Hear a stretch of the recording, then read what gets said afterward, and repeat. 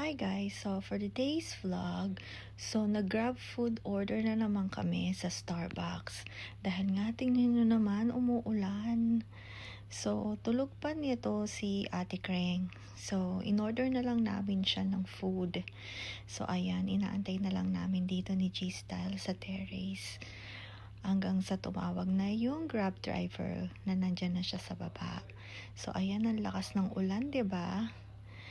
And then, finally, dumating na yung Starbucks. So, ayan, papakita ko sa inyo kung ano in-order namin. Siyempre, corned beef pandesal sa Starbucks. O, ayan na si Ate Kreng, nagising na. So, ayan. So, mahilig pala si Ate Kreng sa cold coffee. So, in-order ko na lang siya ng cold drink. And then, sa amin ni G-Style ay hot. So, ayan na si Ate Kreng. Tuwan-tuwa siya kasi nga, may cold Starbucks drink siya. And then, after namin mag-breakfast, so, nagpahinga lang kami. And then, after 30 minutes, ayan, magsiswimming na kami. So, first time ko rin magsiswimming dito sa pool. So, ayan, tara, swimming na tayo. So, ayan si Ate Kreng. Naglolokohan pa nga kami dito kasi umuulan. Sabi namin, ayaw na lang naming mag-swimming at baka mabasa kami. At ayan si G-Style, nag-start na siyang picturean kami at i-video. So, lagi niya kaming tinatawag para mag-picture at mag-video. So, ayan, tinetest ko din yung face detector ng ating DJI Osmo Pocket 3. So, ayan, medyo nag-aalangan pa nga akong ibaba kasi nga umaambon at baka magaya yan sa GoPro ko. Kasi meron akong GoPro Hero 5. Kasi akala ko waterproof siya. So, nung nasa beach kami, so, dinip ko siya saglit. And then, maya-maya, naging white na yung screen. Pero gumagana pa siya, nagre-record. So, hindi ko alam kung nasira na siya ng tuluyan o kailangan lang ng take time na mag-dry. So, nagre-record pa naman siya, guys. So, hindi ko na ginawa yun dito. Kasi nga, ang sabi, itong DJI Osmo Pocket 3 ay hindi waterproof. So, kailangan siya ng waterproof case. Bibilin natin yan next time. So, ayan. So, umaambon-ambon that time. So, umaambon and then hihinto, tas aambon na naman. May time pa nga dito maya-maya, uulan na siya ng tuluyan. Pero okay lang kasi nasa pool naman kami.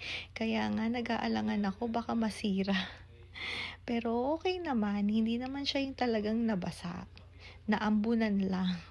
So, ayan, tinitignan-tignan ko kung gumagana pa yung ating camera. So, ayan si Ate Kreng.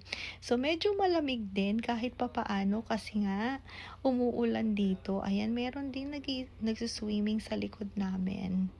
So, parang 4 lang kami dito sa adult pool. So, meron din kiddie pool nasa kabilang side. So, yung mga unit owner dito or yung mga nagre-rent, so, kung meron silang kids, doon nila dinadala sa kabila. Pero yan, parang 4 feet lang yung deep nung swimming pool. Akala ko nga 5 feet. Kasi nga hindi ako marunong lumangoy. Kaya nag-aalangan din akong pumunta dito. Ayan si Ate Kreng, sinisilip-silip niya kung sumusunod nga yung camera. Kasi nga tinetest namin kung lahat ng face i-detect niya or kung ako lang. Dahil nga kung sino ata ang nag-setup, yun lang yung i-detect nung camera. So, ayan, kaya nga nilalapitan namin. Tinetest din namin kung hanggang gaano kalayo i-detect yung face. Ayan, tinitingnan ko si G-Style kasi nga video siya ng video and picture siya ng picture and then nag-e-edit siya dun sa corner. Sabi ko, tara na, mag-swimming na tayo. Actually, siya naman talaga yung nagyaya ditong mag-swimming.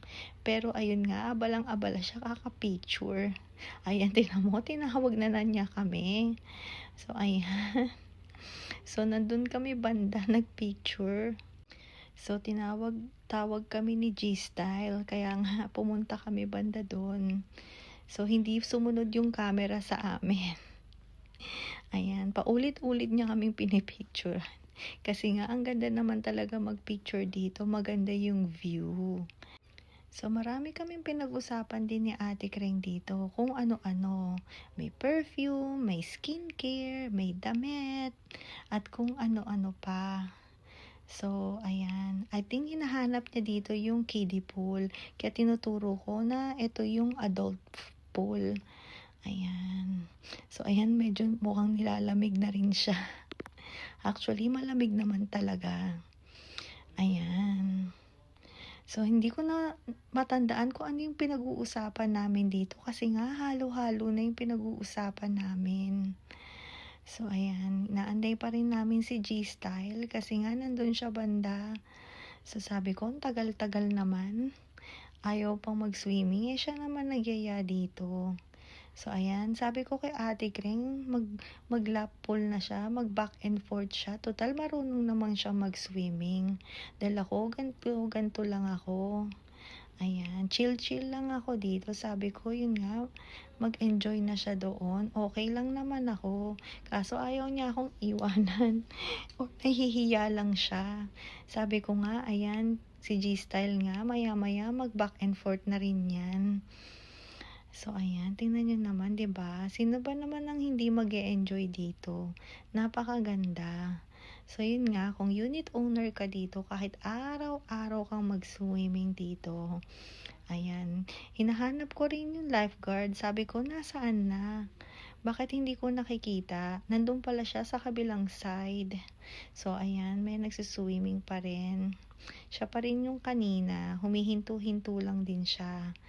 Ayan, tapos sinuturo ni Ate Kreng, naalala niya kasi nung nag-house blessing or nag-unit blessing kami, doon sa may clubhouse namin ginanap, doon sa second floor. Maganda rin yung venue nila. Ayan. So, pwede ka doon magpa-cater. Papaalam mo lang dun sa management na kung kailan yung event para papasukin yung magki-cater. Kasi last time din, ganun din yung ginawa namin. Dahil nga maganda yung clubhouse at yung event venue nila. Kailangan mo lang din magpa-schedule kasi nga baka mag-overlap kayo nung kung merong nagpa-schedule na. So, ayan, sasabihin nyo lang sa kanila kung kailan yung party at anong time. So, ayan. Alam nyo ba, nakaka-proud to si Ate Kreng kasi nga dahil sa kasipagan niya sa pag-aaral at sa kagustuhan niya talagang makapag-aral, ayan, nakagraduate na siya at meron na siyang work. Kung napanood niyo yung video ko last time, dinalaw namin siya sa work niya sa Subaru. Ayan, I think doon siya banda sa may EDSA. So, kung meron kayong Subaru, ayan, si Ate Kreng, matutulungan niya kayo dahil sales advisor siya sa Subaru. O, diba, nakaka-proud? Wala siyang pasok dahil sa bagyo, kaya nandito rin siya sa amin. Kaya sabi namin, dito ka na lang muna, total wala ka namang pasok. So, ayan. So, hindi namin alam kung nasaan na si G-Style. After naming mag-swimming, so pupunta kami ng podium para i-meet yung ibang G family. Dahil nga gusto rin mag-dinner ni G-Style kasama sila sa Manam. Ayan, dahil hindi ko sure kung nakakain na sila doon. Nakalimutan kong itanong kung na-experience na nilang kumain sa Manam. So, ayan. So, comment down below kung mahilig din kayong mag-swimming. Ayan. Kaya ako guys, hindi talaga ako marunong mag-swimming. So, ayan. Finally, nandyan na si G-Style. So, nakikipagkwentuhan na siya kay Ate Kreng. So, sinasabi niya kay Ate Kreng na mamaya nga mamamasyal pa kami sa podium. And mag-i-snack muna siguro and then dinner time pupunta nga kami or kakain kami sa Manam. Ayan. So, excited na rin kami na makita yung ibang G family. So, hindi ko alam kung ano yung sinasabi ni G-Style dito. Nakalimutan ko kung ano yung kwento niya dito. Bukod nga dun sa mga pagkain. So, ayan na siya. Maya-maya, magba-back and forth na siya dyan sa pool. So, bumubuelo lang siya. So, ayan. Dahil sa paborito namin kumain sa Manam, so doon na lang din namin sila dadalhin. Ayun nga, nabanggit ko rin kay Ate Kreng na kung ano yung mga usually in-order namin sa Manam. Lalo na yung ube sago na drink nila na paborito ko. Ayan. So, ina-adjust ko yung camera kasi nga guys, tinitignan ko talaga kung baka hindi na gumagana. Sayang naman yung punta namin dito. So, nakikita nyo naman, nagsisimula na namang umambon. So, ayan. So, that time din, pinag-uusapan na rin namin dahil nga malapit na rin kaming bumalik ng Japan. So, yun nga, sabi namin, masarap talaga dito sa Pilipinas. Lalo na kasama mo yung mga kamag-anak mo, yung mga friends mo. Ayan, mga mahal mo sa buhay. So, talagang masaya dito. Ayan, chill-chill lang kayo, 'di ba? So, ayan, tapos na kaming mag-swimming. So, mag-akit na kami and then magre-ready para pumunta sa podium.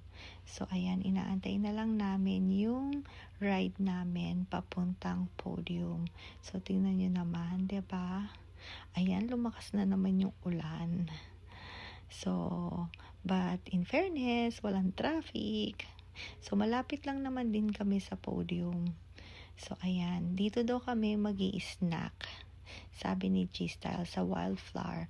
Ang sabi niya, snack lang. Pero mukhang dumami na naman yung in-order niya.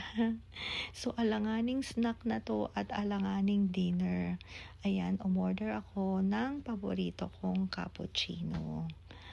At etong in-order ni G-Style na I think clam chowder ata yan. So, ayan, nag-start na si Ate Kreng kumain at si G-Star. And then, syempre, kakain na rin ako. Ayun nga, sabi ko, nung una, akala ko yan lang yung in-order niya. Meron pa pala padating. So, ayan, dito kami sa Wildflower sa podium. So, comment down below kung nakakain na kayo dito sa Wildflower sa podium. At ano yung in-order ninyo. At ano yung experience ninyo. Actually, mababait naman sila dito. At ang galing ng service nila. Tingnan nyo naman, busy sila. Aligaga yung mga waiters. Talagang asikaso kanila. So, ayan pa yung mga in-order ni G-Style. Sabi niya, konti lang. Wag masyadong mag-order kasi kakain pa daw ng dinner. Pero mukhang ang dami. So, ayan na. Sila Ate Marie Chris, si Kuya Rene, si Ate Kai. Dumating na din sila at si Kuya Ricky. So, ayan. So, pinaupo na namin si Ate Kai. Sabi ko, kumain muna siya. And then, maya-maya, kakain din tayo ng dinner sa Manam. So, ayan ako, si Ate Marie Chris. So, niloloko din namin si Ate Marie Chris that time. Kasi may katabi siya, nagmi-meeting sila doon. Sabi namin, doon ka na, ilabas mo na yung laptop mo at mag-start ka ng makipag-meeting sa kanila. So, eto naman, naglalakad-lakad kami. Hindi nila alam na may pa-surprise na naman pala itong si G-Style sa kanila. So, ayan, aakyat na kami. So, ayan na sila. O, diba? Ang sarap ng mga ngiti nila. Hindi nila alam may surprise, diba? Ayan. So, pumunta muna kami dito sa arcade. So, naglaro-laro muna kami. Ayan, nag-start na sila. Actually, sila lang palang naglaro, hindi ako. Dahil nga inaantay namin dito si Kuya Pilo at si Ate Jasmine. Ayan. So, nag-basketball sila nung una. Ayan sila. Ang gagaling, 'di ba? Pwede na ba silang maging basketball players? Ano sa tingin niyo, guys?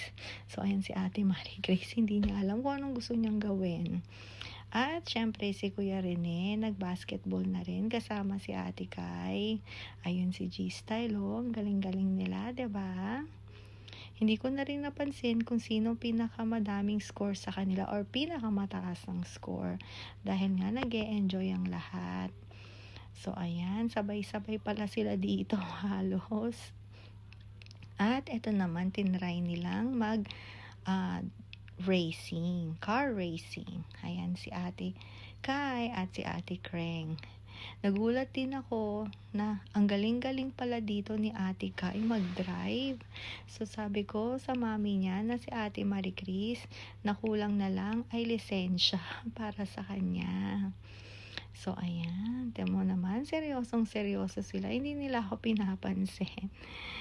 Ayan. And then, lumipat naman silang dalawa dito. Ayan. So, zombie pala yung game nila dito. Ayan yung mga zombie. Nakikita ninyo? So, ayan. O, diba? And then, nagtry akong mag-picture at mag-video kasama sila sa loob. Pero ito, ayaw talaga akong papasukin. Nahirapan akong itabi itong naka-cover sa kanila. So, ganyan na lang. And then, nag-try din sila nitong catcher. Yung claw catcher. Or claw machine. Pero, wala, bigo. Wala silang nakuha. Ayan. Tinry pa rin nila sa iba, pero wala talaga. Dapat talaga may technique dito. Kaso hindi rin gumana yung mga technique at strategy namin. Pero okay lang, basta nag-enjoy ang lahat. So, ito pala yung itsura nung arcade. Ayan, I think Quantum yung pangalan nito. Dito sa podium. Ayan, ang dami nilang claw machines. Ayan, ikaw na lang pipili kung ano yung gusto mong kunin dyan.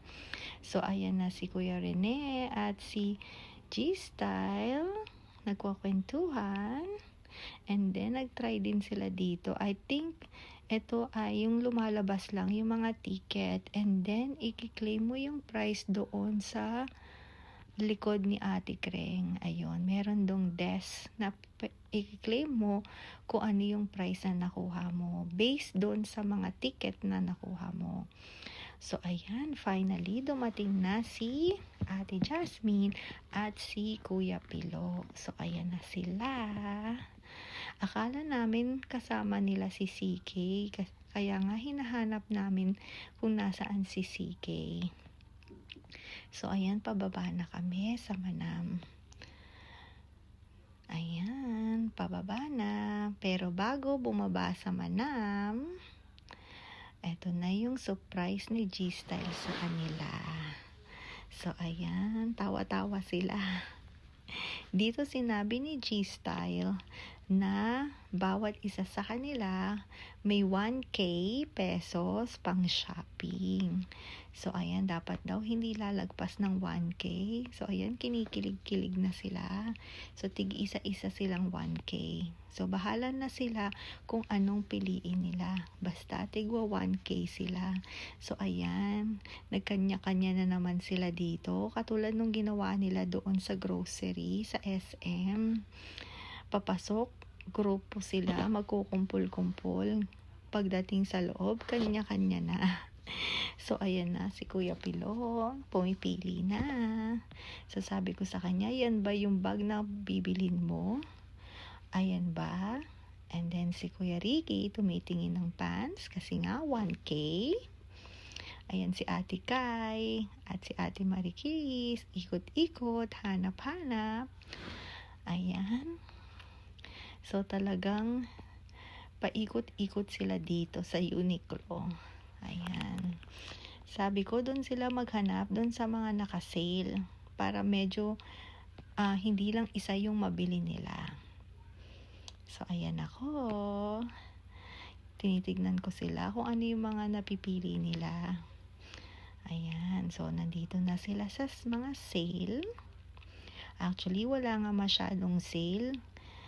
Pero, ayan, at least kahit papaano meron. So, ayan, may mga pants. Ayan, si Ate Jasmine, si Ate Kreng. Kasi nga, yung suot ni Ate Kreng pala, galing din dito sa Uniqlo. Kaya sabi nila, ganun na lang din yung bibilin nila. Kasi wala pa naman silang ganun. At eto naman si Kuya Rene. Dahil magbo-birthday siya, sabi ni G-Style, bumili na siya ng damit niyang pang-birthday. And then, ito naman si Ate Jasmine. Hinahanapan niya ng damit si CK.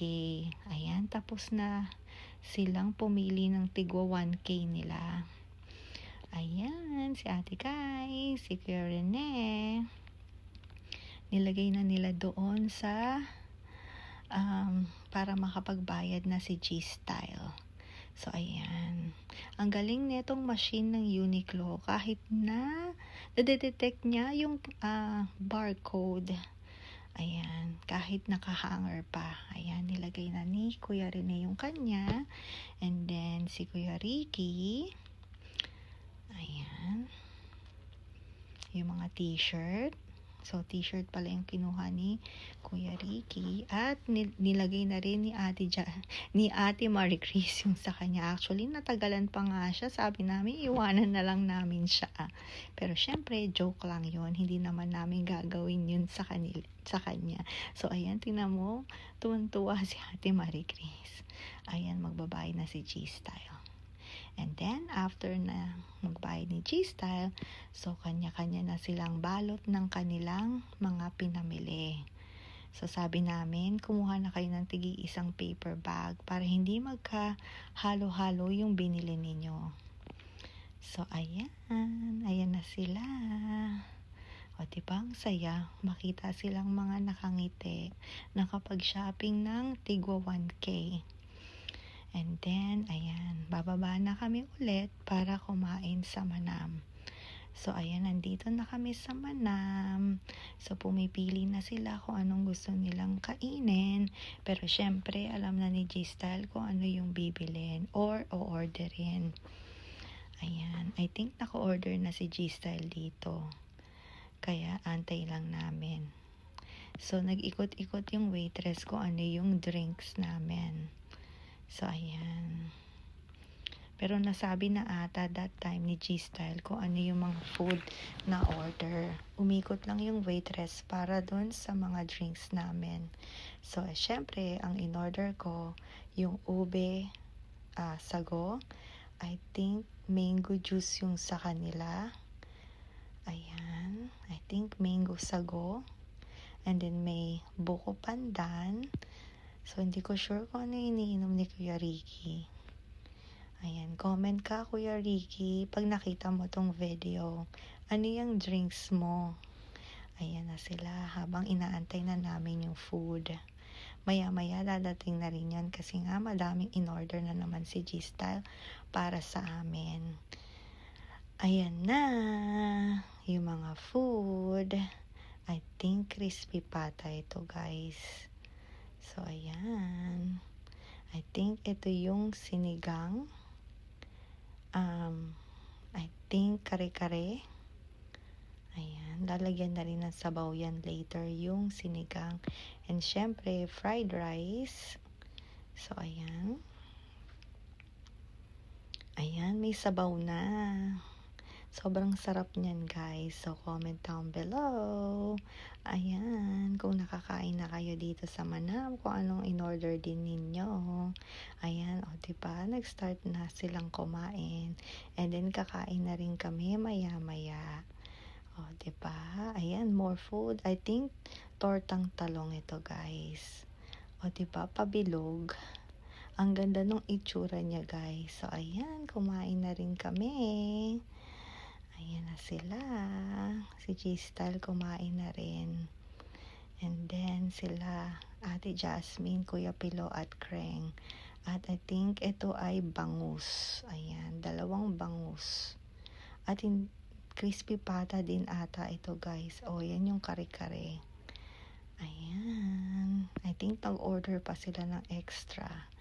And then after nyan, umuwi na rin kami dahil late na rin at pagod na rin kaming lahat. So, sa condo muna kami.